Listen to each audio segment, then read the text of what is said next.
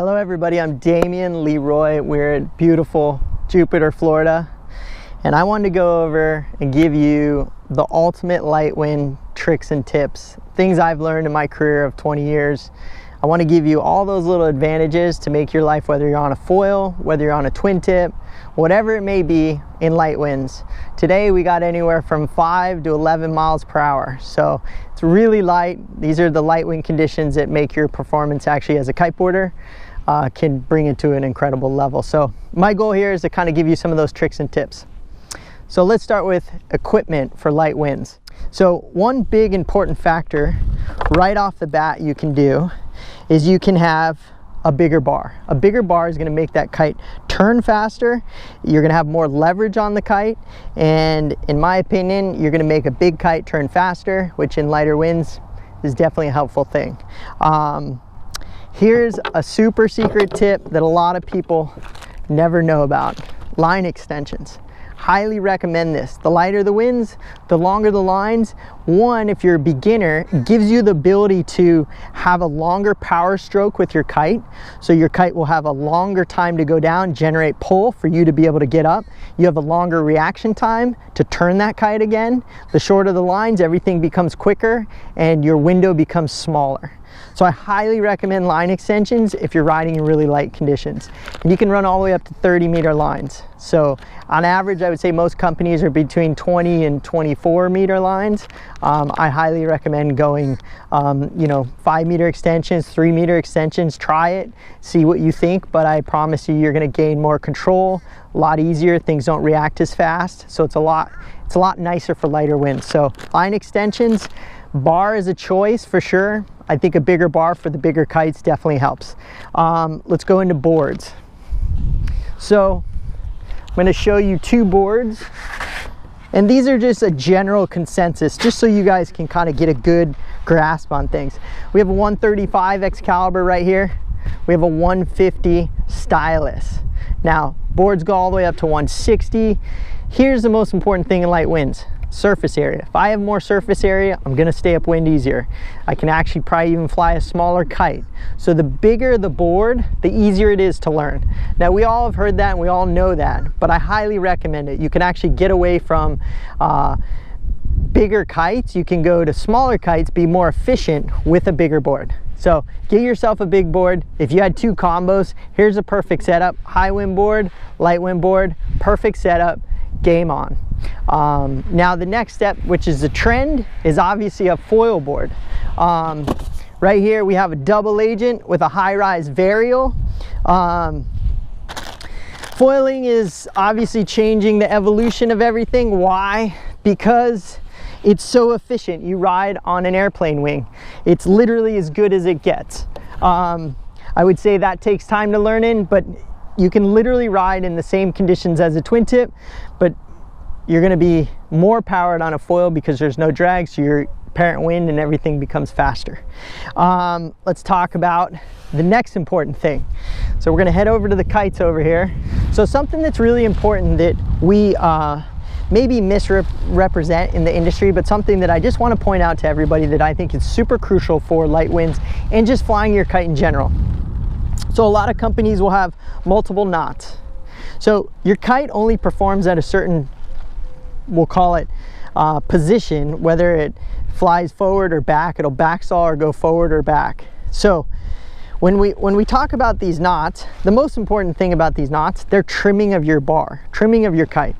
So here, to simplify your life, if I put my kite up, whatever your company is you fly, and I pull in on the bar, if that kite backs up 100%, you should not be on the most powered knot, the closest to the kite.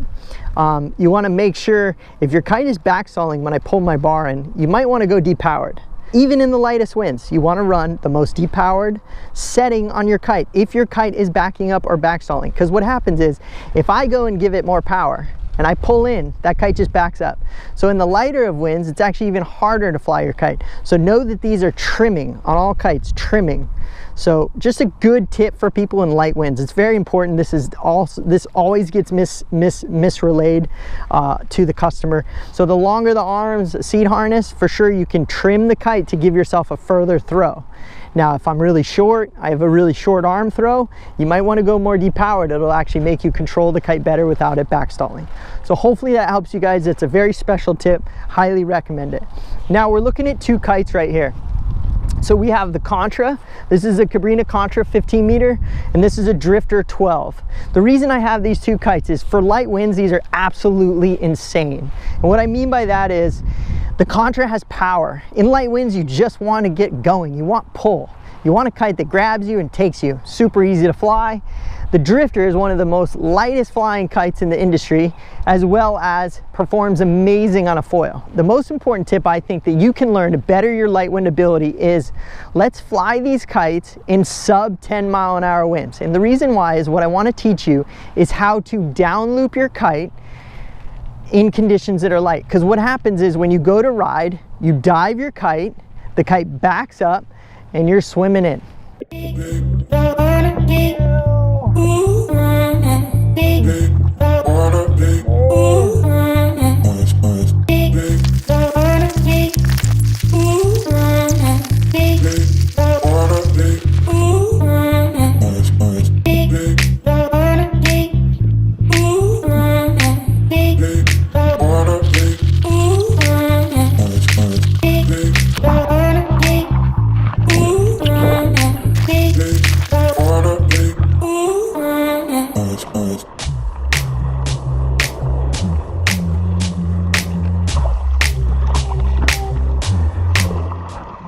So what I want to teach you is there's a certain point in the window when you want to actually let that kite keep dropping and down loop your kite to create energy to come back to neutral.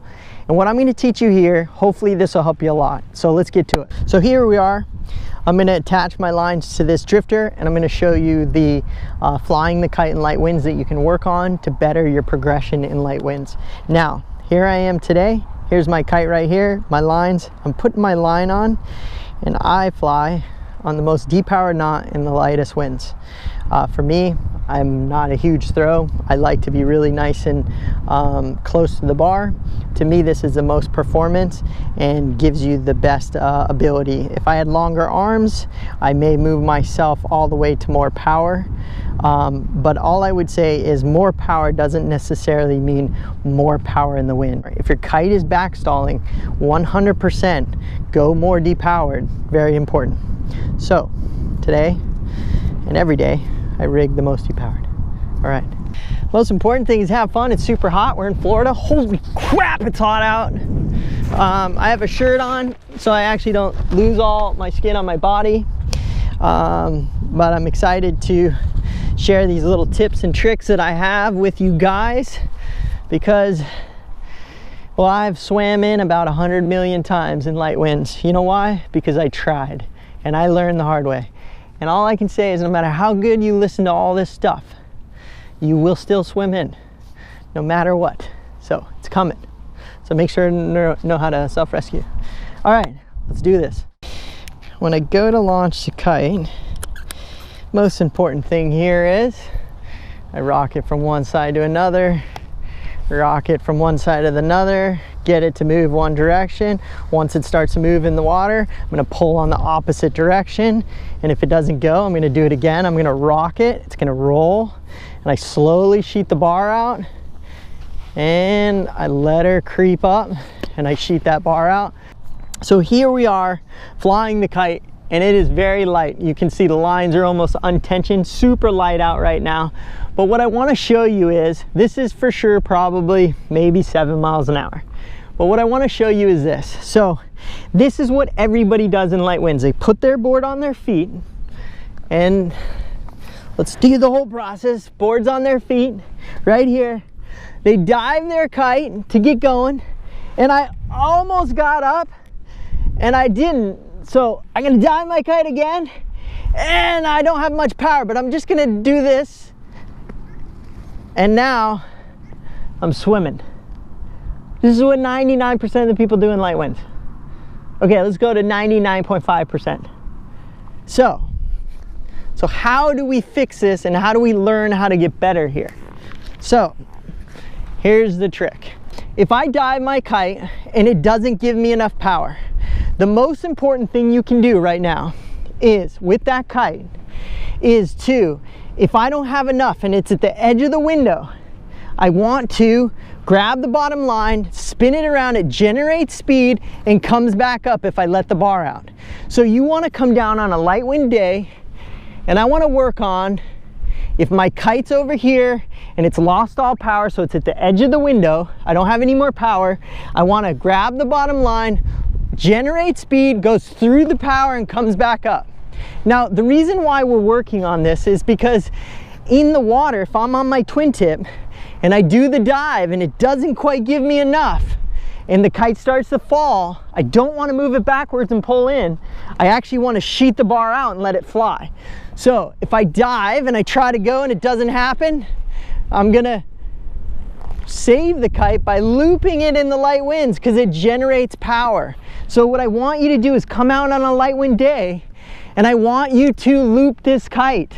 And I want you to get comfortable with looping. Never spin your bar, never untwist your bar during the loop. So I'm gonna grab this line. The reason I grab this line is it makes it turn quicker. Pull, it loops around. I let the bar out, I can untwist it. Don't try to walk your way around and kind of try to, you wanna do it, you want 100% take it, loop it down, let it out, untwist my bar. Now same thing, so I'm body dragging, I run out of wind, my kite's here. There's a certain level that I have to know to pull this. So it steers fast around, and look at that, I'm good, the kite survived. Now, if I don't, here we go, if I don't and I bring it up, the kite backs up, there's no power in it, it's game over. Super important thing to learn in light winds is how to down loop your kite. The trick, yes. So here we go, we're at the edge again. So right here it's dropping, so I'm just gonna pull the bottom line, the kite loops around, I sheet out, fly the kite, spin the bar.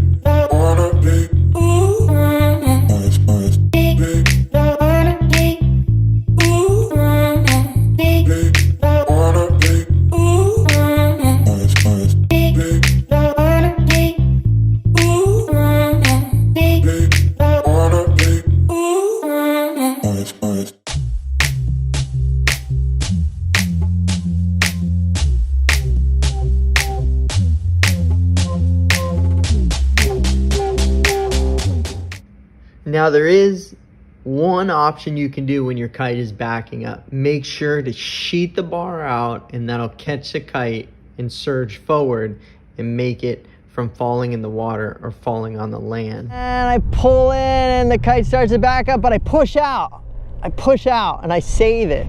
So put the time in, get out there, work on your light wind techniques, take your time, make sure you're in safe conditions, and first and foremost, enjoy the process, have some fun, and hopefully one day I get to see you on the water. Thanks, and have a great day.